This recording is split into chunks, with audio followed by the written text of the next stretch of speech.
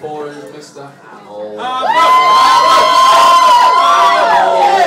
Frankie Boyle, Hamil. I picked that! Fucking Heil Hitler. I expect that was Bolton. The Führer. Right, afternoon, ladies and gentlemen, gays. This is the part I've been dreading. Not because I have to stand in front of a room full of people and say a few words, but because I have to say something nice about two people I completely despise. I was told there are certain subjects I was not allowed to touch upon this afternoon. I was told no gags about Alex's toilet habits during our visit to Brighton last summer. For Ricky, I was told I was not allowed to mention the sock he used to keep behind his radiator in his early teens. On top of that, I was told no jokes about cancer, AIDS, gays, the handicapped, or rape. Gays! So all that's left me to say is like, thanks for coming here today. The day's already got off to a bad start. I'm 20 quid down. I had 20 quid on Ricky being jilted today. But amazingly, Alex turned up. So I must admit this has caught me off guard a little, because I had more gags lined up for Ricky being jilted than I did actually have for the best man speech. So bear with me. Anyway, let's move on. This is normally the part of the day when the best man is supposed to tell an interesting or amusing story about the groom. But seeing as Ricky is the dullest man I've ever met, I have to inform you that this is like based purely on lies. I've known Ricky for over 20 years now. He used to live across from an old school friend of mine. It wasn't until much later in 2005 that me and Ricky actually become friends. I remember Ricky, age 7, running around with a like gay hairdo, dirty face, runny nose, and an honest looking patch of jeans. Gay hairdo? And to be honest, he was still sporting that very same look when I met him in 2005. Not very much had changed with Ricky at all. He still had the glazed look of somebody starved of oxygen during childbirth. And really the only noticeable difference was his development of gigantism, which made him look even more freakish than he did at age 7.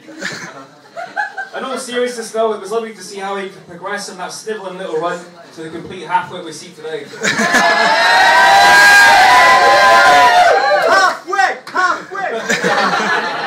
So on to how me and Ricky met in 2005. I was at a house party with a group of friends when the early hours of the morning. The rest of our friends arrived from a night out clubbing. I'd obviously taken pity on Ricky and invited him back. My first thoughts were that my friends had actually ditched clubbing that night and gone to an Adams Family convention instead. There was only a way I could explain this girl standing before me. After a short while, me and Ricky got and sat down, talking, drinking, and we pretty much chatted all night. We talked about music, life, and his numerous sexual partners, most of which were male from his time in a juvenile facility. Yeah, boy! Hands on me. What are you doing? As the night drew on, and the more I had to drink, I became increasingly freaked out by his appearance. So I was not sure whether to carry on drinking or instead go for Darren and Cora. But I stuck with it, and unfortunately we become best mates. So now we'll move on to Ricky and Alex. For those of you who don't know, Ricky and Alex met at the Reading Festival in the summer of 2006. Yeah! I remember Ricky texted me from Reading, telling me he met this amazing girl and they'd been spending time together. My first thoughts on this were a hypnol of special needs.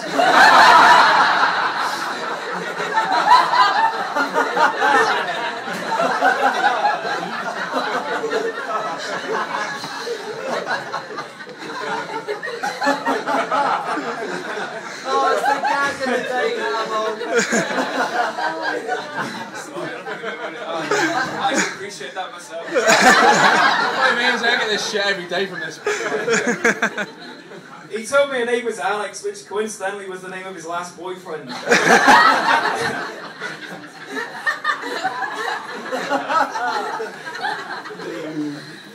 Fact! He also told me they'd spent hours in his tent just gazing into each other's eyes, which I thought must have been wonderful for Alex, seeing as he's got the cold, crazy stare of a serial killer.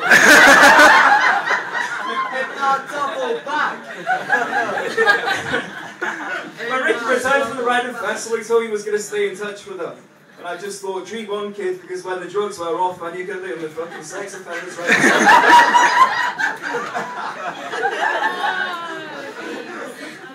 But sure enough, a few weeks passed, and I finally got to meet Alex. And I have to admit, I was slightly disappointed because she was absolutely flawless. And it was clear Ricky was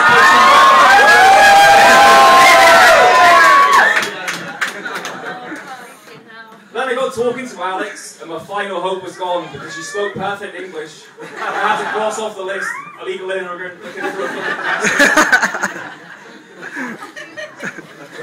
Seriously though, I can stand here and joke all day, but nobody can argue that Ricky and Alex aren't a match made in heaven.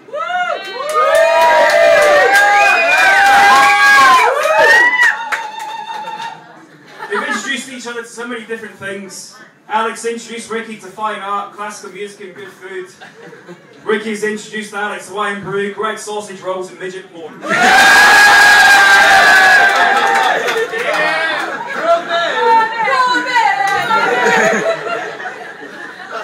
Well, I think I should wrap things up now. All jokes aside, I'd just like to thank Ricky today for asking me to be best man. It's a real fucking honour, and like, I really love the guy to bits.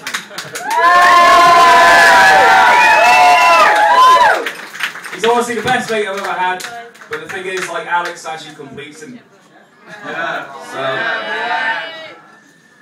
And yeah, I've lost my way, but never mind. Years ago. What I was going to say was, like, Alex is like a truly wonderful person, and I think together they make a beautiful couple. So all I'm going to say now is, like, to Alex and Ricky.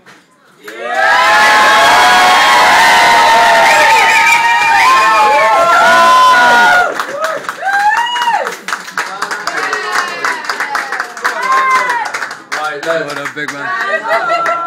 Mine isn't as a speech as such. I'm not into speeches like that, frankly.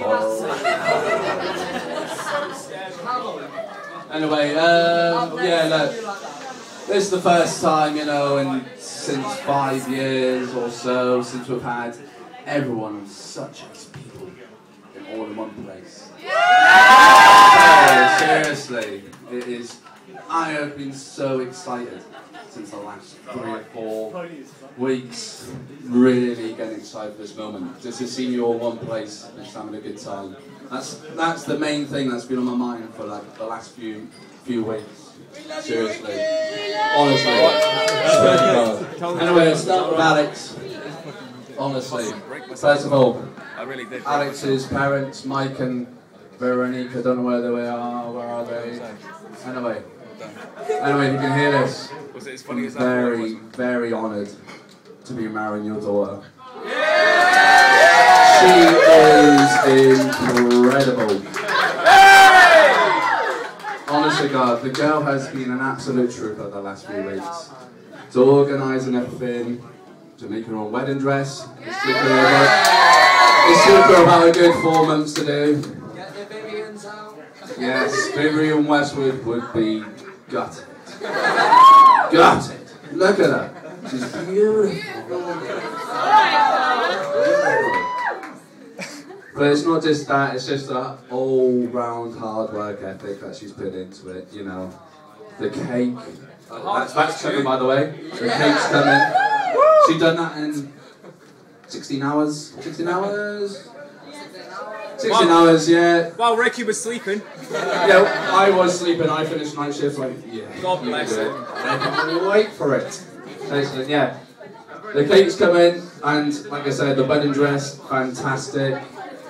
Just like the little ideas with the guest you, and the actual guest book over there, it's brilliant. She's been an absolute inspiration. Honestly. Really good. And I really can't wait to spend many years with that little girl. I love her. But anyway, what's next? Big box! But anyway, yes. Like the last few days, I've just got the, I don't know, I've got the idea of like how amazing you lot are, and how amazing. Yeah, I know. Yes, you know, how many gifts you give us, and, you know, the buzz for this actual wedding has been fucking phenomenal, you know, like... Can I just the last... add something? That's because you're amazing. Yes. Yeah. Okay, so I've never seen so much, you know... Never seen so much buzz for this actual day. It's been brilliant, and your gifts and your love towards me and Alex has been incredible, absolutely incredible. And I tell you what, like this man here as well, Mr. Hamil. I know he's like another Hamil Boyle, but you know, I love him to bits, and he's brilliant. And yeah, probably. But yeah. Anyway, this all emphasis, like me and Alex, and the whole night, you know, this whole thing was this emphasis on you guys, you know, because we just want to have a good time. So when we play music tonight, this is all, yes. Any requests come my way, yeah. Okay, I've done a playlist, no problem. So yeah, this night, this day is about you and the celebration of all being together. And hope there's more to come. So who's getting married next? Love you, Ricky. I'm from Oh, Scott, the Creeposaurus is putting his hand on the Creeposaurus.